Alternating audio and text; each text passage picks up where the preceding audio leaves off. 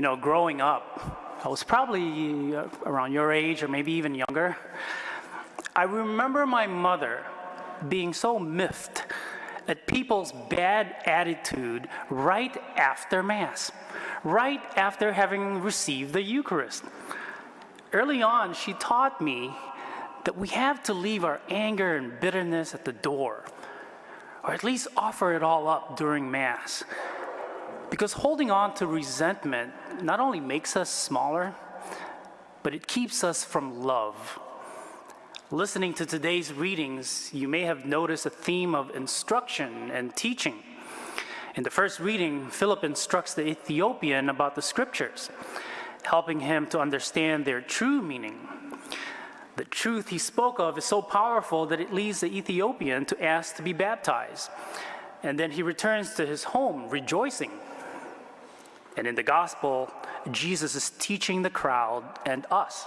He's teaching us also about who he is and about the meaning of the gift that he has given us in the Eucharist. The true manna, which is Jesus come down from heaven, is what gives us everlasting life. Eating this bread not only means taking Jesus in as a spiritual nourishment, but also, as Jesus himself specified, that this bread is his own flesh, given for the life of the world. The Father's love sends us to people of every time, every place, and every age. We are called to go out into the world in order to help people experience the love of the Father and hear the call for them to come home. What makes us worthy to come to Jesus is not what you or I have done. The love of the Father calls us toward himself through Jesus Christ.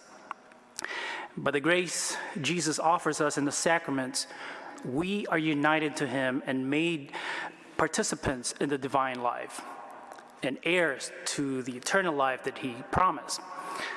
Since this is what we Catholics believe, let's ask ourselves, how is this faith made manifest in our lives when we walk out those doors? Well, the Ethiopian went home rejoicing. Well, so should we. So should we. When we go forth from this table, our hearts should also be alive with joy, amazed and overwhelmed with gratitude at the gift that the Lord has given us in the Eucharist. In the words of the psalmist, let us do so crying out to God with joy. My mother got it right.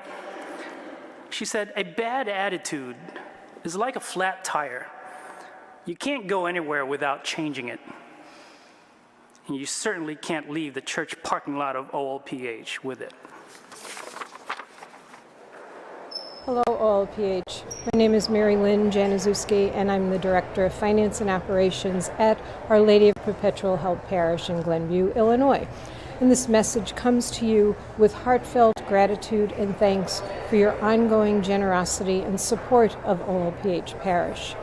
This overwhelming generosity allows us to continue to serve and to minister to the parish community in so many different ways.